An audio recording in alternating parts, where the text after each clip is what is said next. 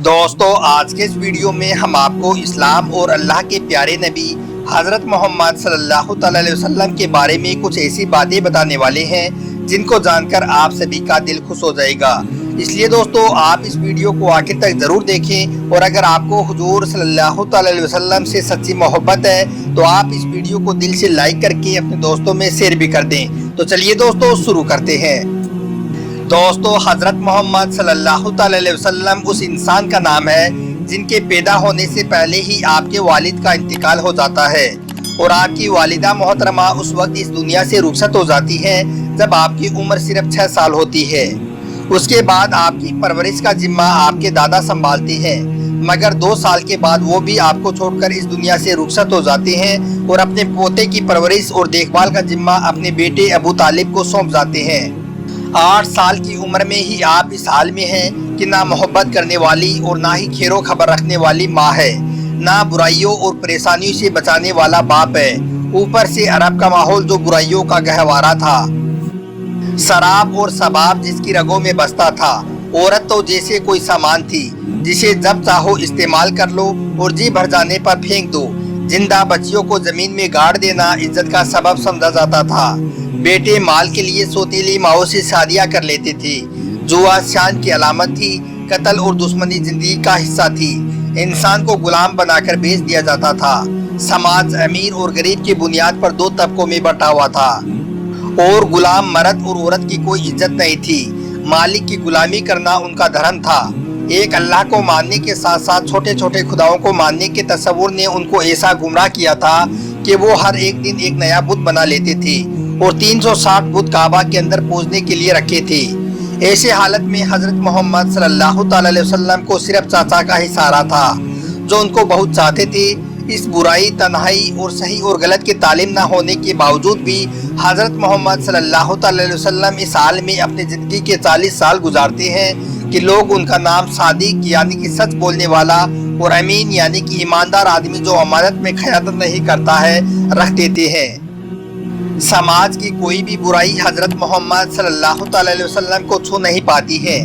इस अंदाज में हज़रत मोहम्मद सल्लल्लाहु अलैहि वसल्लम अपनी सोच और समझ से अच्छाई और बुराई में फर्क करके खुद को बुराइयों से दूर रखते हैं। हज़रत मोहम्मद सल्लल्लाहु अलैहि वसल्लम की सदाकत की कस्में खाई जाती हैं। उनको लोग अपने माल दौलत की हिफाजत का जिम्मा सौंपते हैं। कोई लड़ाई हो जाए तो हज़रत मोहम्मद सल्लल्लाहु अलैहि वसल्लम को फैसले के लिए बुलाया जाता है और उनकी बात पर फैसला हो जाता है।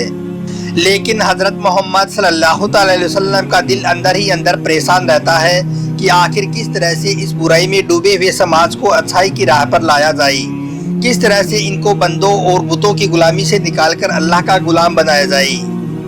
इसी गौर और फिक्र में हज़रत मोहम्मद सल्लल्लाहु अलैहि वसल्लम अक्सर शहर से दूर एक पहाड़ी पर एक हीरा नाम की एक गुफा में बैठ जाया करते थे।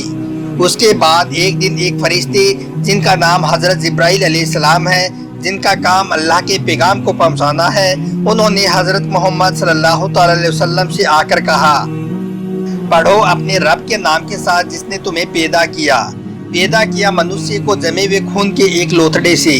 पढ़ो हाल यह है कि तुम्हारा रब बड़ा ही उदार है जिसने कलम के द्वारा तुम्हें सीख दी, मनुष्य को वह ज्ञान दिया जिसे वह न जानता था। कुरान अल-हकीक 1 और 5। दोस्तों इस पैगाम को पाकर हज़रत मोहम्मद सल्लल्लाहु अलैहि वसल्लम बहुत घबरा गए। उसके बाद आप अपने घर आए और अपनी बीवी से आकर कहा कि मुझे चादर उड़ा दो। उसके बाद दोस्तों वो फरिश्ता दोबारा आता है और आपसे कहता है, ए मोहम्मद आप नबी हैं और मैं जिब्राइल हूँ। उसके बाद हज़रत जिब्राइल अलैहिस्सलाम ने आपको यह पैगाम दिया, ए ओढ़ने और लपेटने वाले उठो और लोगों को सावधान करने में लग जाओ और अपने रब की बड़ाई करो, अपने दामन को पाक रखो और गंदगी से दूर रहो। कुरान मुदस्सिर 1 और 7।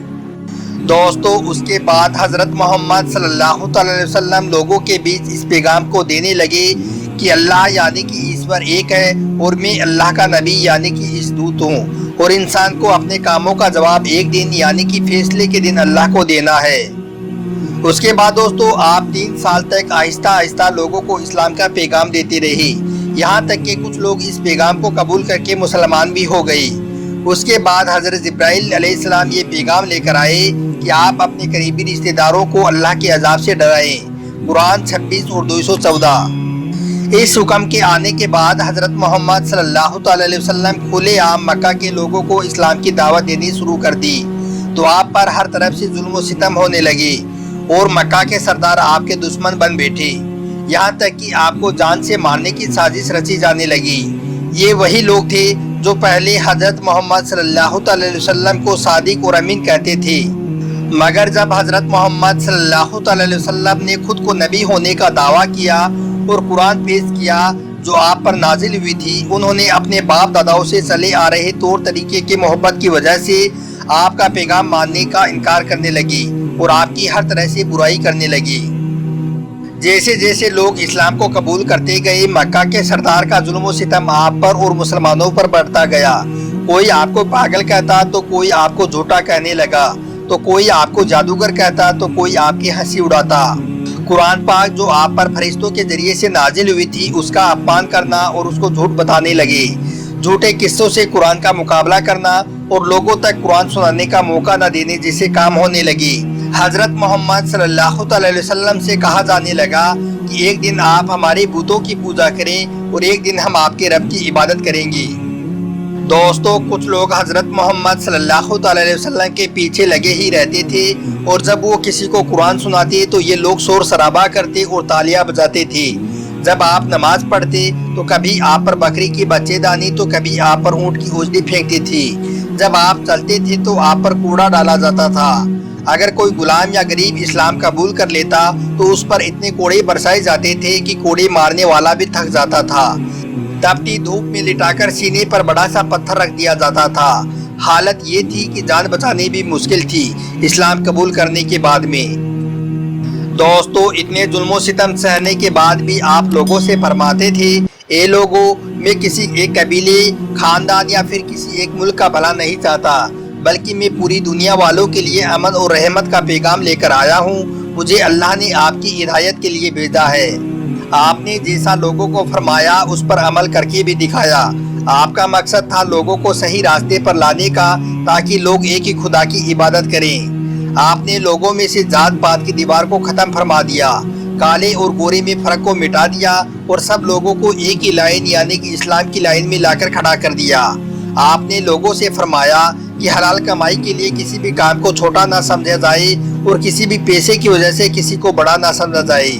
ایسا سوچنا انسانی اور اسلامی تعلیم کے خلاف ہے۔ آپ نے لوگوں کو بتایا کہ ہم سب لوگوں کو سنبھالنے والا اللہ ہے، دنیا و آخرت کی بادشاہ اللہ کے لیے ہی ہے۔ آپ نے اس وقت ایسے تمام بادشاہ جو لوگوں پر ظلم کرتے تھے ان کو اللہ کا خوف اور عذاب بتایا اور دنیاوی اور آخرت کی تباہی کے بارے میں بھی بتایا۔ آپ نے لوگوں کو غلام آزاد کرنے کی تاکید فرمائی اور لوگوں کو غلام آزاد کرنے کا بہت بڑا ثواب بھی بتایا۔ آپ کی اسی کوشش کی وجہ سے ہزاروں غلام کھلی ہوا میں سانس لینے لگے۔ بڑے بڑے بادشاہ جو اپنے آپ کو خدا سمجھ رہے تھے وہ بھی اللہ کی عبادت میں لگ گئے۔ آپ نے دولت مند لوگوں سے فرمایا کہ اللہ نے تمہیں مال اور دولت سے نوازا ہے تو آپ کو اللہ کا حق بھی ادا کرنا ہے۔ آپ کو اس دولت کا اسی طریقے سے استعمال کرنا ہے جس کی اجازت اللہ نے تمہیں دی ہے۔ اگر تم اپنی دولت کا غلط استعمال کرو گے تو کنگال ہونے کے ساتھ ساتھ طرح طرح کے گناہوں، بیماریوں اور سزاؤں کے حقدار بھی بنو گے۔ اس کا مطلب یہ تھا کہ تم صدقہ اور خیرات کرو، غریبوں کی مدد کرو۔ دوستو، جب اللہ کے نبی حضرت محمد صلی اللہ علیہ وسلم کی وفات ہوئی تو اس وقت تک سارے عرب میں لوگ ایمان لے آئے تھے۔ آپ کی بدولت پوری عرب میں اسلام کا پرچم لہرانے لگا تھا جو آج پوری دنیا میں قائم ہے۔ سبحان اللہ۔